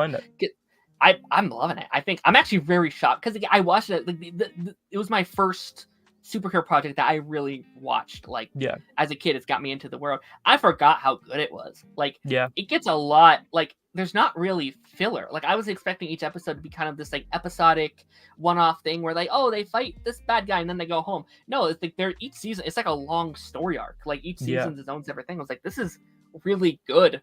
Like I couldn't believe it. So I'm excited to finish it up. We just started season 3 and we're just about to get into like the Dark Phoenix saga. Cool. Shit. Like holy shit, they're pulling all the stops like crazy. At some point I need to do Apocalypse and crazy. At some point I need to do like a full like Marvel animated watch because there's so many of the animated shows I've never done. And I've seen all like DC stuff, but not Marvel stuff. Yeah, I guess it's like part of a universe. I didn't know this was a universe. Like it goes into like the Spider-Man 90s show and a lot of those older like Marvel stuff. I was like, I didn't know it was part of a larger universe. Like that's kind of cool. Like there's references to Captain America in the show. Yeah. Like I think he shows up at some point. Like this is crazy. I can't believe it. Daniel said, at least we should get Swim and Lois next year. Can't wait, but it's sad that it's ending. Yeah. So let's talk about that. Have we talked about that? We haven't, right? I don't think so. Not me and you. Yeah, let's talk about Swim and Lois. Thank you, Daniel, for the transition. You're awesome. So Swim and Lois a couple weeks ago was announced that it was ending after its 4th season. Both massive Swim and Lois fans. We love the Arrowverse. The last CW superhero show, probably, let's be honest, probably ever, unless they acquire some weird British show or something from like 2005 or something. It's the end of an era. How you kind of feeling with Superman ending after season 4? I'm happy they announced it ahead of time, because it feels like now they're able to go into it preparing it to be the final season. I was already kind of thinking in my head that like if it didn't get renewed, I was already in my head thinking it wouldn't get renewed for a 5th season. That like this was gonna be like the final season no matter what. But I'm happy they announced this final, because I was really worried they were gonna do what they did in season 3, ended on this giant cliffhanger without knowing if they were renewed or not. Because I mean, like, thank God they got renewed. But I personally thought ending season 3 on a cliffhanger was the stupidest thing they could have done when every other DC show under the sun had been cancelled, and they were like, "We're not gonna get cancelled, don't worry." Yeah, and they weren't. So. Good job. I don't know how. In my head, I was like, it's not getting a right. season 4. It's done. Yeah. I thought it was done. I was convinced it was done. We kept hearing there was bad news coming out every other week. We were like, all right, well, here it is. Like 10 episodes, huge budget cuts. The writer's room is smaller. The Kent farm set is apparently gone already, and they haven't even really filmed yet. And like the cast is down to pretty much just the core 4 family and Lex Luthor, and I'm sure they're gonna add a few new cast members. But it's gonna be a different show for sure. It's probably gonna be in Metropolis, I'd say, because it's just gonna be easier to film in like those areas that look like they're densely populated, especially in Canada. Which is probably what cheaper. People were wanting. Like I had pitched that all through season 3. I was like, I would love like a soft reboot of Superman and Lois where it's like 3 seasons of them, going back there. So but exactly. So yeah, it's going to be a different show. Whether that'll be good or bad, we'll get to see. I mean, I'm more worried about the fact that they cut the writers' room. Yeah, I think that's going to be like, I think you can run with a shoestring budget if the writing is still good. Agents of S.H.I.E.L.D. has shown that you don't need a budget to put out some great TV, but I think you do need good writers. Yeah. So I think getting rid of some of the writers might be what makes the quality drop. So we'll see. I hope not, though. Yeah, I'd be lying if I said I wasn't really nervous about the season. I'm glad they're getting their final season. I think I'm gonna say this now. I think people are gonna be disappointed, because I think people want a massive doomsday thing next season. We're not getting that. Yeah, they're gonna gloss over it or something like that. I would not be shocked if we jump over it. We'd say, oh yeah, I took him down. It's fine. We're not doing Death of Superman. I would love Death of Superman, Superman Lois. I've said that a bunch. I think Superman Lois could do one of the best adaptations of Death of Superman that we've ever seen. It's not going to happen. It wouldn't make sense with what we know about the season. Yeah, so like for it to be a final 10 episode season, to bring in Lex Luthor, like it just, and to get rid of Steel as a regular. Yes. Like you without Steel, it would not. I mean, I think he might still be in the season. Like, I think we're going to bring a bunch of these guys in as like one-off characters. So I think each episode we're going to have like a new guest star. Or like one episode, it's like Jonathan and Natalie. Next one is Kyle. Next one is Sarah. We know Sam's not coming back, which breaks my heart. I love Sam so much. Don't kill him off, please. I'm so afraid they're gonna be like, oh yeah, Lex murdered him. It's like, no, off screen. Lex killed the guy. I hope they're just like, he's on a beach in like Hawaii and we never see him again. Like, he retired again. It's like, I think like some point it was like Clark and Lois, they know how bad Lex is at, and they're just like, okay, look, all right, fun's over, everybody leave. It's like Lana, your family's leaving. Sorry, Sam, you're leaving. Like everybody's leaving because Lex is too dangerous, so we're gonna deal with him ourselves. Sort of thing. It's like, we're not keeping you around because if Lex is around, that's bad news. Sure. Yeah, I just hope it's good. I am very nervous. mean, and this is the end of like the current, this is the end of the current DC era. Like Doom Patrol's over now, so Superman Lois is like the live action DC show that was started in this era that's done. Yeah, the only thing even somewhat left of that era is like the Harley Quinn verse, but like it is almost in like a different vein than what we were saying. Kai had also said it's kind of poetic, beginning with Superman and ending with Superman. Yeah, Smallville in 2001 and then this in 2024. Crazy, 13 man. years. Crazy era of TV. I mean, if they timed it up right, they could have Superman and Lois end like September 2024 and then have it be like the same time Smallville started in 2001. Oh, hell yeah. Yeah. And then I think it's almost also poetic that a couple months after that, we could get Superman Legacy. Kind of like one Superman to another, kind of, in a way. Absolutely. So, crazy. I am very excited for like the DCU, though. I think that's going to be my next obsession. Like, I don't know what let's talk about the Arrowverse for just a second. Like, we were both very obsessed with that franchise. Like, that's something that we both obsessed over. And this year's been kind of interesting finding my new obsession. I do think inherently I've kind of fell into the MCU just because it's the closest thing to the Arrowverse, where there's like dozens of superhero content coming out every other month or so. So I think that's the closest thing. So I think I've kind of grabbed onto that. But I guarantee once like the DCEU consistently starts putting out content, that's going to be my new launch pad. I'll be like, all right, I'm so excited for everything that comes out. And I think it could be better. I've talked about this. I think it can take what worked with the MCU, what worked with the Arrowverse, what even maybe worked with Star Wars, and make the best version of all of those things if done right. So here's to hoping. I mean, obsession-wise, it's kind of the same for me, where it's like Star Trek was my huge thing. Like early on, and then Arrow started, and then the Arrowverse just like took over my life until Arrow ended. And I was still really into it after Arrow ended, but like it was never the same for me after like those characters left. But I was still really into it until Flash ended. And like as soon as Flash ended, it's like I've fallen right back into Star Trek, where it's like I'm watching it every day now again because it's like I need something. But I think the DCU, it's just like this is just like selfish of me, but I'm not excited about the DCU because I want to see this. Like I'm really excited that we're going to see like a proper DCU universe on a big screen that's going to rival the MCU, because we've never seen like the DCEU was cool when it worked and never rivaled it. Yeah, exactly. It's like there was always problems. There were always like casting problems where they couldn't get certain actors back, or there were like directors dropping out of whatever. But it never rivaled it. And like I'm really excited to see finally like a full-fledged DC universe on the big screen, but I'm also just really excited for like big screen Superman content. Like I'm like selfishly, if they just modeled this entire new DC universe around Superman, I would be so happy. Like if we just like had him as, if we just kept getting like DCU promotion posters, and if we start getting like David Cornswet on posters everywhere in his Superman costume and just stuff like that, and we never see a Batman, we never see a Wonder Woman, I'd be fine with it. I mean, obviously, I'm watching this on though.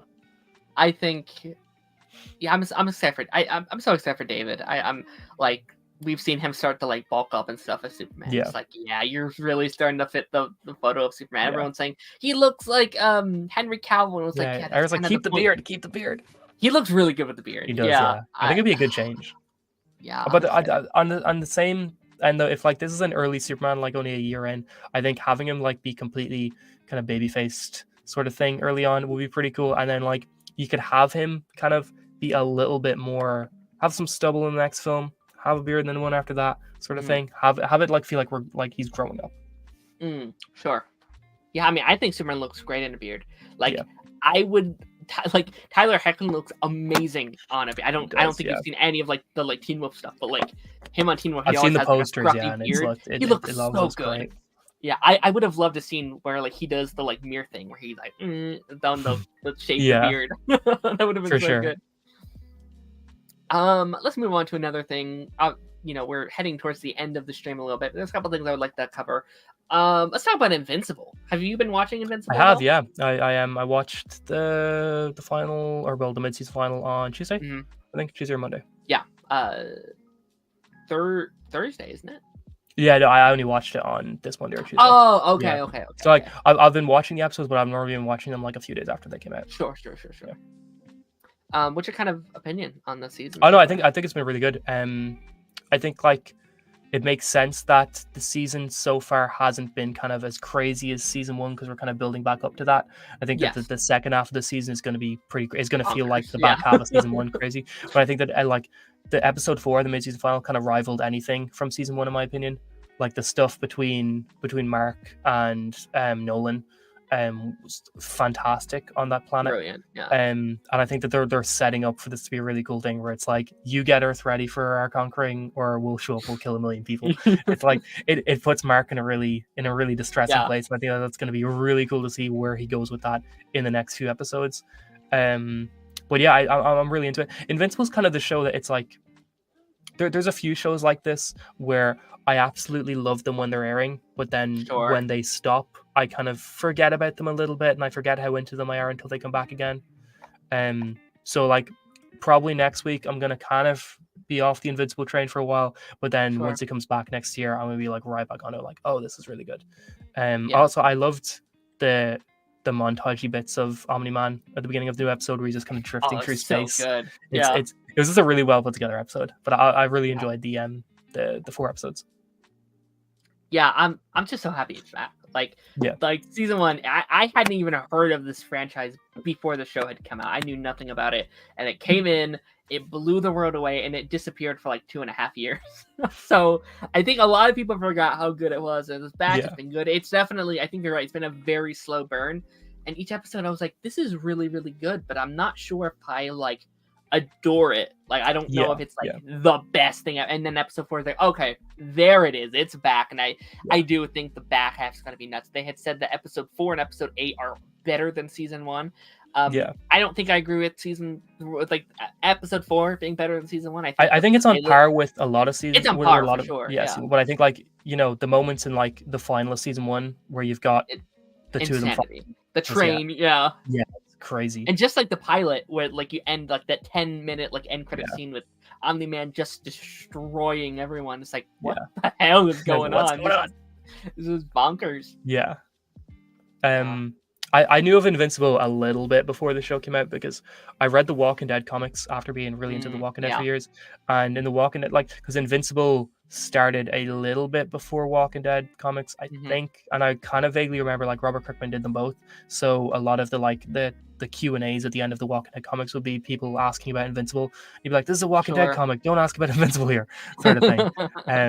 But then I also remember then after I knew about the comics, that movie that is still apparently getting made, that movie's been in some sort of development for like 5 years now or something like that, and they're still trying to get it off the ground, but apparently they're still like fully dead set on getting that made, so that'll be cool. I don't know why. I feel like this show is so popular, I almost think why unless it's like connected in some way, I almost feel like it'd be not wise to do a show at the moment. Like maybe sometime after the series ends, that'd be fine. You know, kind of like capitalizing off of the current like hype of the show. But I don't know. I'm not interested in like a live action show when I think the animated show is so good. Like that's the thing as well. It's like they seem to want the movie to be just the comics, but you know, you see how the animated show does it, and it's like I can't see a live action movie being able to do what the animated show is doing.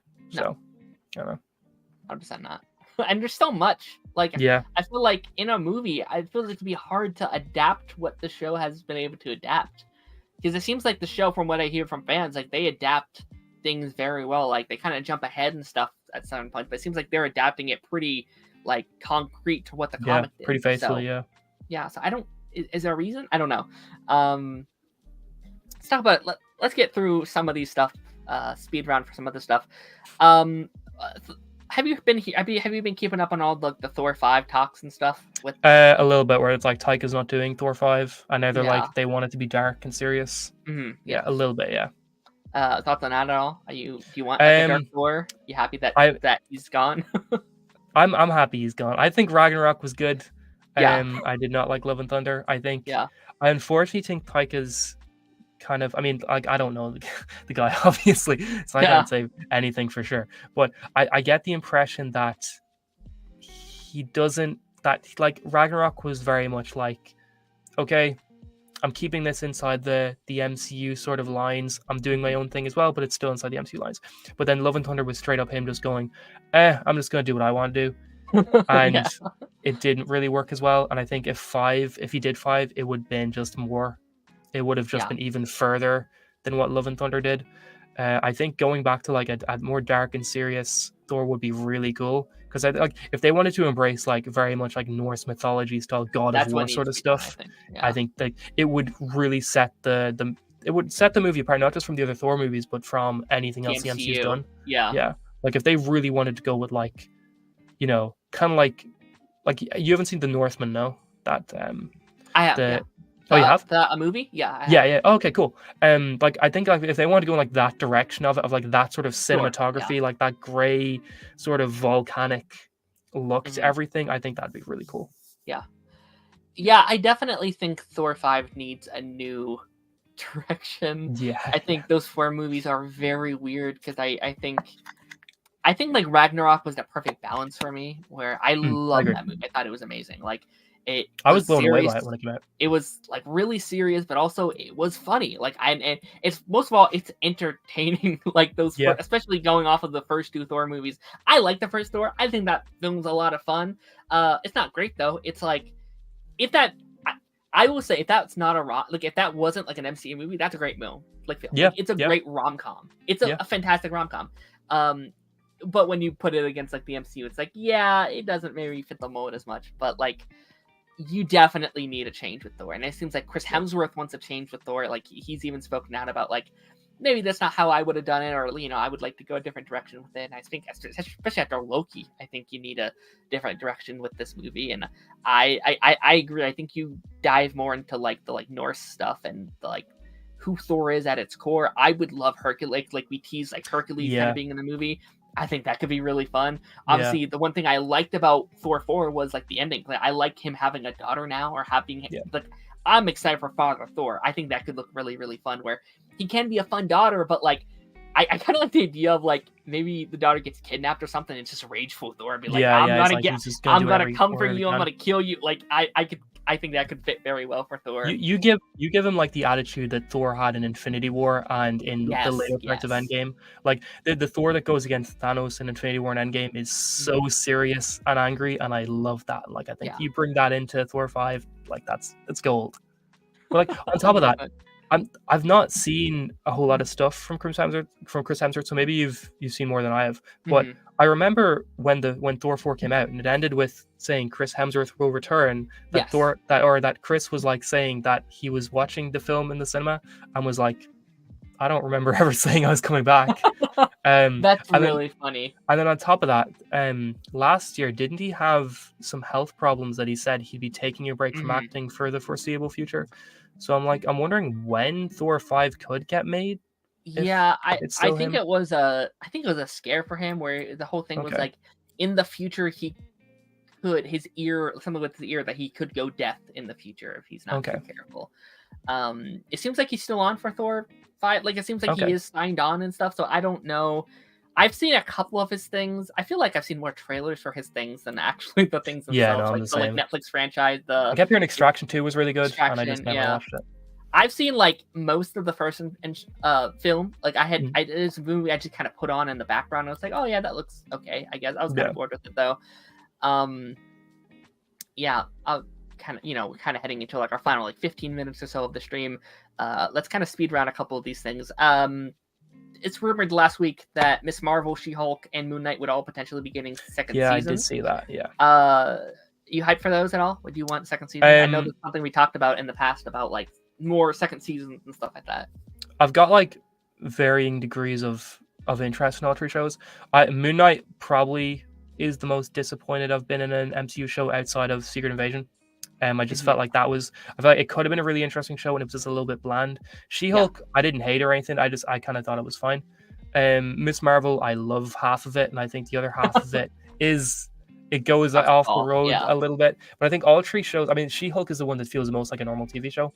But I still think all 3 shows have that like TV problem of where if these characters were given a chance to grow in a second season, they'd be 10 times better. And like if these characters were given a chance to grow in a TV format, like give them the development, things would be so much better. And if you treat these shows not like extensions of the movies, but as their own TV shows themselves, they could be amazing. So I think giving all of them a second season, like, despite not loving Moon Knight, I still think a second season would do nothing but improve on what the first season was, especially now that we know that they're changing their approach to TV shows going forward. So if they give them like full-on showrunners for these next seasons, I think that they'll be great.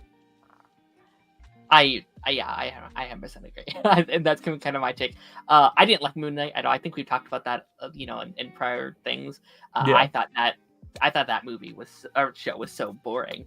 But even for someone like even if I don't watch, let's be real, I'm gonna watch it. But like, even if I don't like, or people who don't want to watch it, give it a second season for the people that clearly has such people love Moon Knight. Like people in the Oscar chat Isaac alone will bring people back for it. Yeah, 100%. People love that show.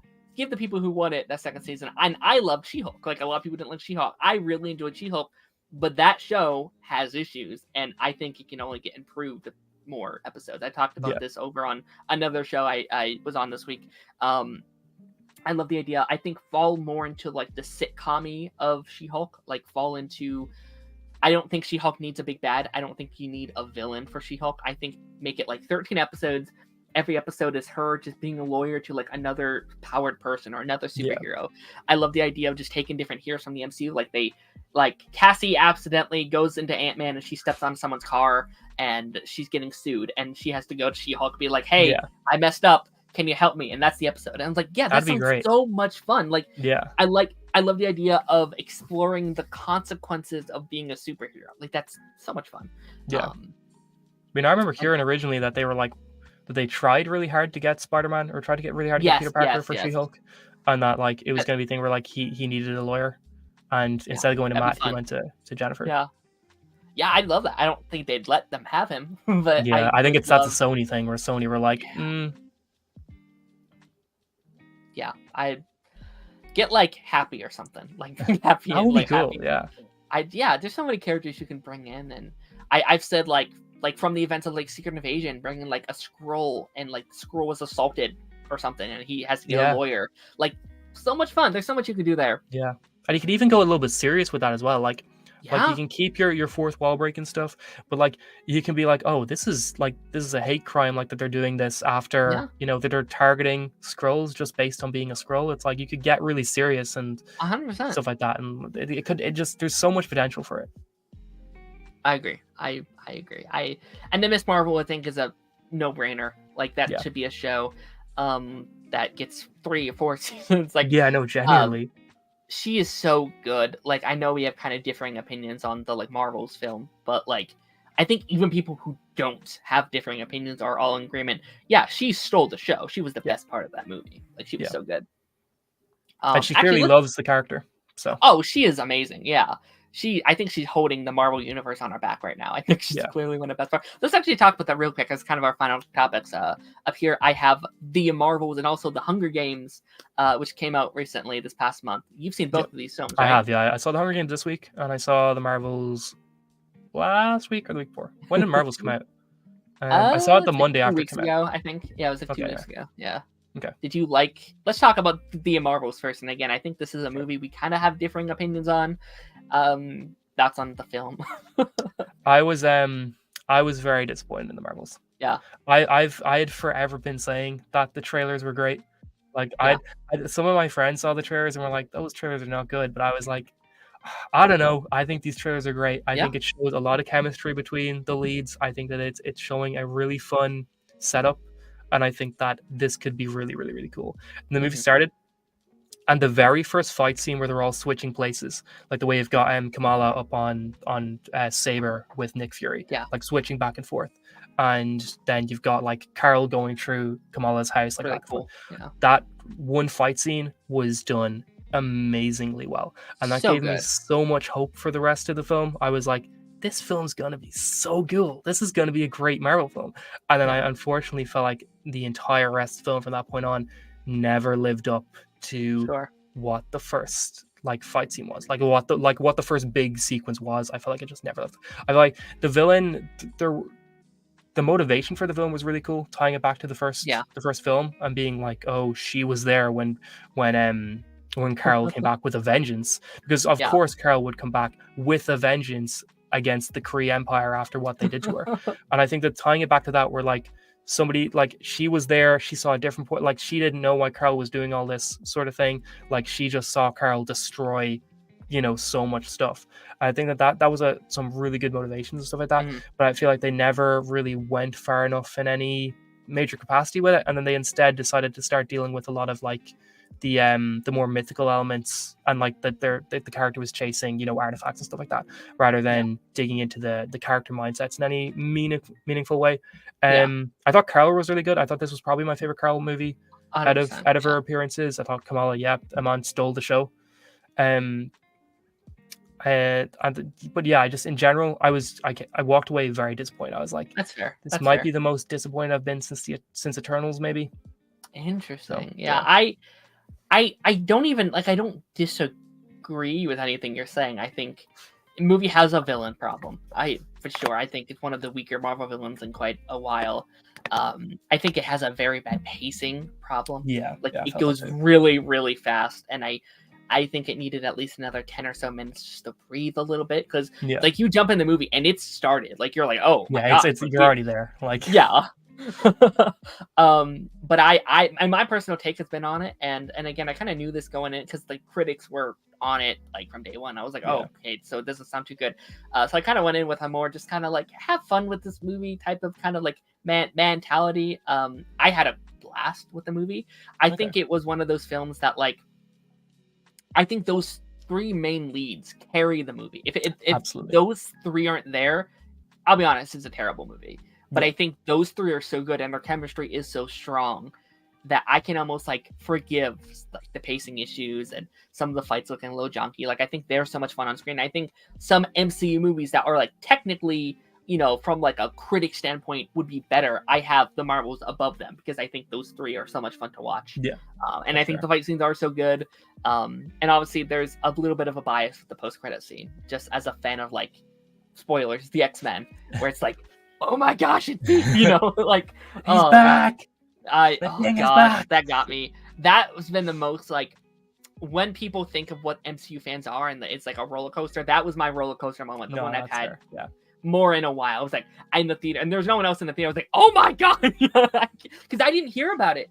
I didn't know it was happening. I heard it was connected to X-Men. I did not know who it was or who was in it. I did hear, oh God, I must have heard like a year ago at this point that, like, oh, there's something X-Men related in the film. I knew some stuff. Like, we had heard that, like, the X-Men themes were in the movie, and there's some I heard there's some kind of multiverse thing, and I saw, and maybe I'm just dumb, I didn't put it together. I had saw someone made a post like a couple months ago, and it's like, who do you most want to see in the movie? And it was a bunch of characters. There was like a Valkyrie, there was like a Captain Brit, like there were some characters that made sense that would appear in the movie, and there was just Beast. I was like, why would Beast be in the Marvels? What the hell? What? And I was like, oh, okay, I get it now. I remember seeing that like one of the promos, one of the final promos that came out for the film, I forget what it was, but like when, you know, the words come up in the promos, like, you know, they have like something come up, it's like, oh, this, that. I heard something with an X came up on it, and it focused on the X for a few seconds, and I remember everybody on my Twitter was posting like, I can't believe they spoiled it in the trailer with this X. And I was like, damn, that's getting confirmed, huh? I also, oh man, that final trailer, like, I like defended that final trailer because it was like, why is Iron Man and Thanos and Captain? I was like, well, guys, clearly it's like a somewhat sequel, and they're going to be following up things from Endgame. And I literally thought the villain was going to like take up where Thanos left off, because that's what the trailer was trying to tell you. It was like this, someone would pick up where Thanos left off. I was like, guys, it's okay to have that. And it was like, oh no, that was just a straight up lie. Like they were making things up. Okay, guys, I'm sorry. I didn't watch that final trailer. I just saw what people were posting on Twitter. I watched the first two and I loved the first two, but normally with Marvel, I'm always like, I'm gonna watch their first two, because after the first two trailers, they just start showing too much. So I was like, I'll watch the first two and that'll be it. But I saw people post on Twitter about like the X, and then like about Valkyrie showed up in that trailer. And Valkyrie, I saw people post on that. I'm pissed about that. That would have been a nice cameo. I agree.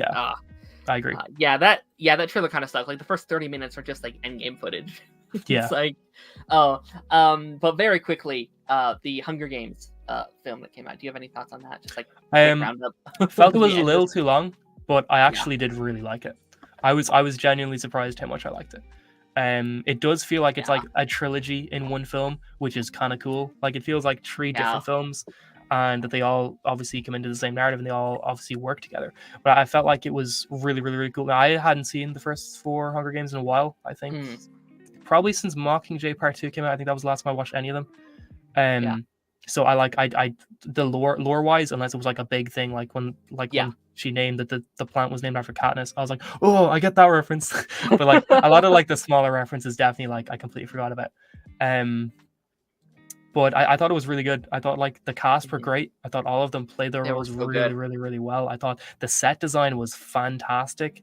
The music was great. The way that they made District 12 look was really, really, really cool. It had this feeling of like so good. It didn't feel as post-apocalyptic as it did in the main Hunger Game films, but it had this slightly cleaner vibe to it because it's obviously a newer District 12, but it still has that this is not a great place to be vibe to it. So I thought the set, like the way they managed the set design was great.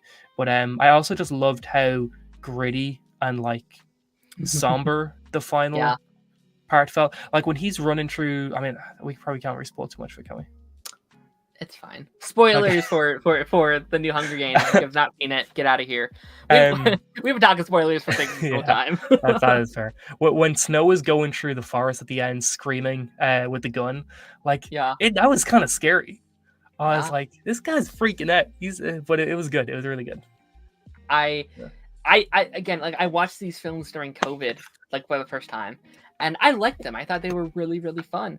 I was very excited for this new one. And I saw the movie, and I think I was maybe I was just too young, and like I was like 17 when I watched it, but maybe I just fully didn't appreciate how cool these films were. And I watched this movie, and I was like, I need more. So I rewatched the first Hunger Games, and now I've started to read the first book. Oh, cool. And I have like 3 hours left of the first book. I'm kind of getting obsessed with this franchise. I've already bought all the other books, and I'm excited. So what I'm going to do, I'm going to watch a movie and I'm read the book, and I watch a movie and read the book, and I'm excited to go through all these films again. I'm kind of like, it feels like it's a franchise that I just missed out on in these last like 15 years, and now I'm like, it's my new thing that I'm into, I guess. So I'm excited. I'm excited to watch it again. I'm hoping I'm gonna try to get done with the books and try to see this again in theaters before it leaves. I don't know if I'm gonna get there, but we'll see. We'll see. It's been fun though. But Connor, that takes us to the end of our episode today. This is a very fun stream. It's great catching up to you. It's a great catching up to you as always. Connor, where can people find you? Where are you located? There's my Twitter or my X or whatever you want to call it. I'm still on there. Well, I'm not on there nearly as much as I used to be. I used to tweet a lot, but not really too much anymore. But new PC, so gonna start getting on YouTube again. So hopefully next week. But I'm planning on it like because there's not a lot of like there's not a whole lot of TV shows like comic book wise that's releasing lately. Like Invincible's over, Doom Patrol's over. What If will be out at the end of December. Doom, but like there's not a whole lot kind of coming out. So I'm probably gonna like go back and kind of do more. Like I'd love to do some Loki stuff. Like just do a video based on how great Loki was, like the whole 2-season show. So stuff like that. And Agents of Shield as well. I'm gonna like try and do some like retrospectives on each season of Agents of Shield. Hell yeah. Hell yeah. It's great to have you back. It's great for you to be on here. Go check all the stuff out. His channel is linked down below. Check him out. Literally one of those underrated content creators on YouTube. Always putting out great stuff. But guys, thank you so much for watching. We're gonna head out of here. Pipeline should be back. Not next Thursday. I mean, I'll be real, y'all. Rest of the year is going to be very chaotic. Just kind of working around the holidays, getting people in. Next week, if things schedule up, will be Adriel will actually be back on the channel. We'll probably talk about some Doom Patrol. Adriel the Pro.